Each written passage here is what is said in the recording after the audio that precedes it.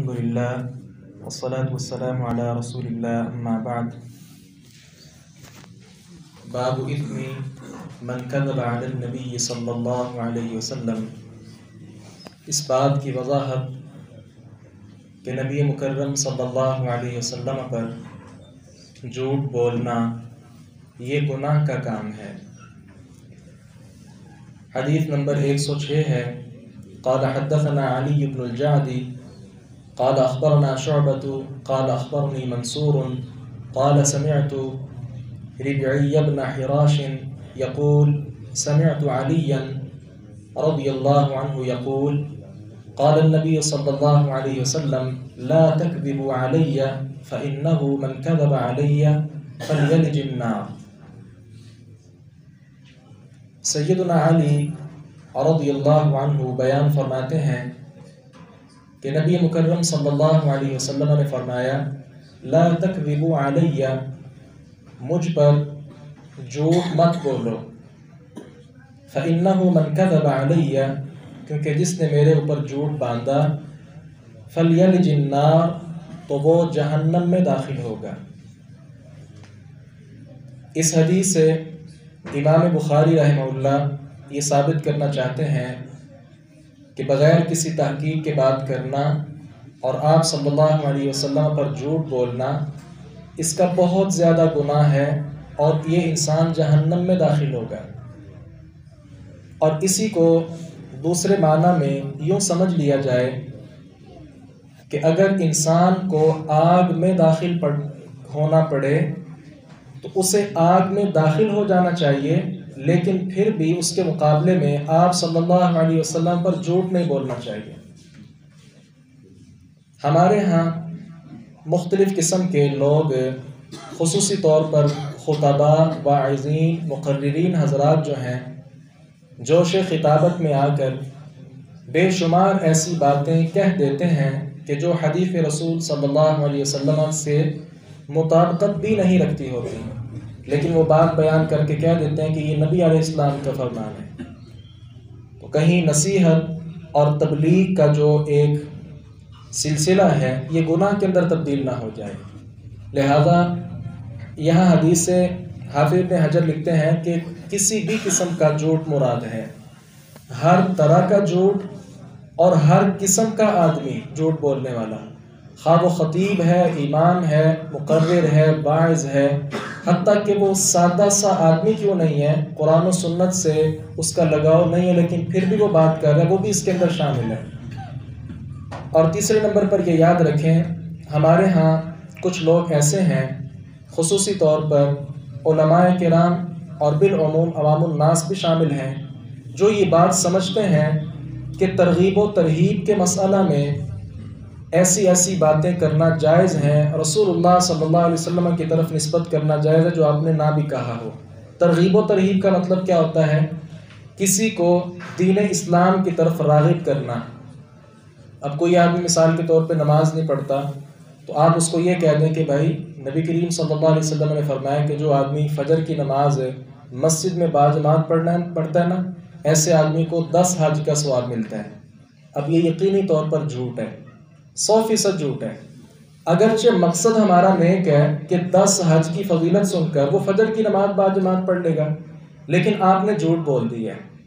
اسی طرح ترہیب کا مطلب ہوتا ہے ڈرانا، یعنی آپ کہتے ہیں کہ اگر آپ فجر کی نماز نہ پڑھیں گے تو یقینی طور پر جس نے ایک نماز فجر کی چھوڑی تو نبی کریم صلی اللہ علیہ وسلم فرماتے ہیں کہ ایسا آدمی پکا کافر ہو جاتا ہے اور اس کو قتل کرنا جائز ہے۔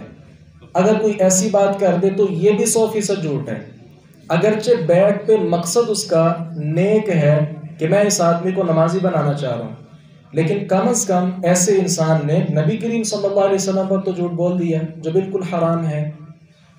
اور پھر حافظ ابن حجر لکھتے ہیں کہ یہ اس بات کو بہت زیادہ دقت نظری کے ساتھ سمجھنے کی ضرورت ہے، یہ جھوٹ در حقیقت نبی علیہ السلام پر نہیں بلکہ اللہ تعالیٰ پر ہے، جو شارع ہے، جس کی شریعت ہے۔ اس نے ایسی اجازت ہی نہیں دی، ایسا کہا ہی نہیں اپنے نبی کو کہ آگے بتاؤ، لیکن لوگ خواہ مخواہ آپ صلی اللہ علیہ وسلم پر جھوٹ بول رہے ہیں۔ اور یہاں سے یہ بھی سمجھیں، اس وقت پرنٹ میڈیا کے بعد الیکٹرانک میڈیا کا دور ہے۔ سوشل میڈیا اس وقت بہت زیادہ عام ہر ایک کے پاس ہے، مختلف چیزیں وہاں گردش کر رہی ہوتی ہیں۔ مختلف قسم کی پوسٹس بنا کر نیچے لکھ دینا یا اوپر لکھ دینا فرمان نبوی، اور آگے لکھ دینا اہمیت بڑھانے کے لیے کہ یہ حدیث صحیح بخاری میں موجود ہے۔ جس طرح کچھ لوگوں نے یہ پوسٹ بھی بنائی، آپ کی نظروں سے بھی گزری ہوگی کہ علم حاصل کرو خواہ تمہیں چین جانا پڑے، نیچے لکھ دیتے ہیں صحیح بخاری۔ صحیح بخاری آپ کے پاس ہے، شروع سے آخر تک آپ دیکھ لیں، کہیں بھی یہ حدیث آپ کو نہیں ملے گی۔ تو یہ صرف اپنی بات کی اہمیت بڑھانے کے لیے نبی کریم صلی اللہ علیہ وسلم کے کھاتے میں اس طرح کی باتیں ڈال دینا، یہ بہت بڑا گناہ ہے۔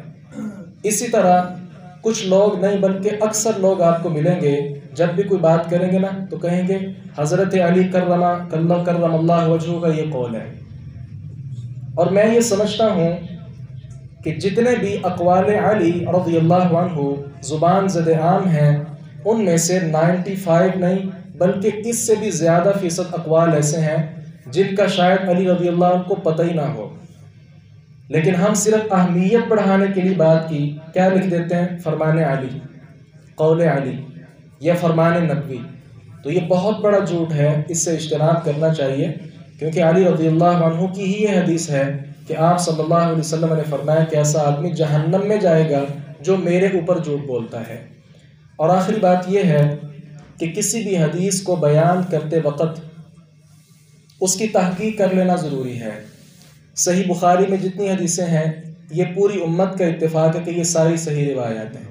اسی طرح صحیح مسلم کے اندر جتنی احادیث ہیں ساری کی ساری صحیح ہیں۔ ان کے علاوہ جتنی کتب احادیث ہیں، مسند احمد ہے، سنن اربع ہیں، ابو داؤد، نسائی، ترمذی، ابن ماجہ ہے، اس کے علاوہ سنن دارمی ہے، اور اسی طرح مسانید اور معجم، اجزاء، امالی، بہت سی حدیث کی کتب کی اقسام ہیں۔ جو حدیث بیان کرنی ہو ہر حدیث کی تحقیق ضروری ہے، کیا یہ واقعی آپ صلی اللہ علیہ وسلم کا قول ہے؟ یہ ایک دقیق فن ہے جس میں بہت کم ایسے علماء ہیں جو اس فن کو جانتے ہیں۔ اب اس میں کرنے کی کیا ضرورت ہے؟ یہ بہت اہم بات ہے جس کو یاد رکھ لینا بہت ضروری ہے۔ مثال کے طور پہ آپ کے پاس سنن ابی داؤد کتاب موجود ہے، اب وہاں سے آپ کوئی حدیث کسی کو بتانا چاہتے ہیں تو سب سے پہلے اس حدیث کی تحقیق کی ضرورت ہے کہ کیا یہ واقعی صحیح ہے۔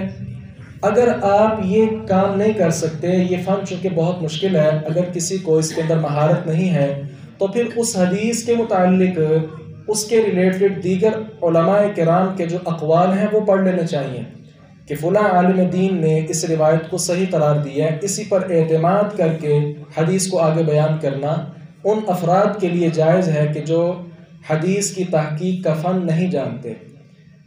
اچھا، کچھ لوگ جو ترغیب و ترہیب کی بات میں کر رہا تھا اس میں ایک روایت نقل کرتے ہیں کہ آپ صلی اللہ علیہ وسلم نے فرمایا کہ میرے اوپر جھوٹ نہ بولو، اور الفاظ آگے کیا ہیں، لیضل الناس، تاکہ تم لوگوں کو گمراہ کرو۔ تو یہاں سے لوگ کیا کہتے ہیں کہ ہم لوگوں کو گمراہ نہیں کرنا چاہتے بلکہ ان کو تو دین کی طرف لے کر آنا چاہتے ہیں۔ اس کا جواب بھی شارحین حدیث نے لکھا ہے۔ سب سے پہلی بات تو یہ ہے کہ یہ روایت صحیح نہیں ہے۔ دوسری بات یہ ہے کہ یہ روایت سنن دارمی اور دیگر کتب احادیث میں موجود ہے۔ اگر بالفرض ہم مان لیں کہ یہ روایت صحیح ہے تو یہاں لیضل الناس کا جو مطلب ہے، اس کے شروع میں جو لام ہے اس کو گرامر کے طور پر ہم سمجھیں گے، یہ لام تعلیل نہیں ہے۔ تعلیل کا مطلب ہوتا ہے سبب بیان کرنا، علت بیان کرنا، وجہ بیان کرنا۔ تو آپ نے وجہ بیان نہیں کی بلکہ یہ لام عاقبت کے لیے ہے، گویا اس کے اندر انجام کار بیان کیا گیا ہے، اور اس کی جو مثالیں ہیں قرآن کریم کے اندر موجود ہیں۔ مثال کے طور پہ یہ باتیں بہت زیادہ عام فہم انشاءاللہ آپ بھی اس کو سمجھیں گے۔ قرآن کریم میں اللہ تعالیٰ نے فرمایا لا تقتلوا اولادکم من املاق، اپنی اولاد کو مفلسی کے ڈر سے نہ مارو۔ اب جو آدمی امیر ہے اس کے ہاں پیسوں کی کمی نہیں، کیا ایسا آدمی اپنی اولاد کو قتل کر سکتا ہے؟ ہرگز نہیں۔ اسی طرح ہمارا مقصد نیک ہے یا نہیں، ہر وہ بات جو ہم آپ صلی اللہ علیہ وسلم کی طرف منسوب کر رہے ہیں اس بات کا من و عن آپ صلی اللہ علیہ وسلم سے ثابت ہونا یہ ضروری ہے۔ باہر صورت خلاصہ کلام بھی یہ سمجھیے کہ ہر بات سے پہلے اس بات کی تحقیق کر لینا ضروری ہے، اور خصوصی طور پر جو بات قرآن و سنت کے ساتھ تعلق رکھتی ہو ایسی بات کی تحقیق کرنا، چھان پھٹک کرنا، اس کے متعلق کھوج لگانا یہ بہت ہی زیادہ ضروری ہے، کیونکہ آپ صلی اللہ علیہ وسلم نے سخت وعید بیان کی ہے کہ جو آدمی مجھ پر جھوٹ بولتا ہے ایسا آدمی جہنم میں داخل ہوگا، اور اس کے 2 معنی بیان کر چکا ہوں۔ دوسرا معنی یہ ہے کہ اگر کسی آدمی کو آگ کے اندر داخل ہونا پڑے تو آگ میں داخل ہو جانا چاہیے، پھر بھی آپ صلی اللہ علیہ وسلم پر جھوٹ نہیں بولنا چاہیے۔ اللہ تعالیٰ سے دعا ہے باری تعالیٰ ہمیں قرآن و سنت کو سمجھنے اور اس پر عمل پیرا ہونے کی توفیق عطا فرمائے۔ وآخر دعوانا الحمد للہ رب العالمین۔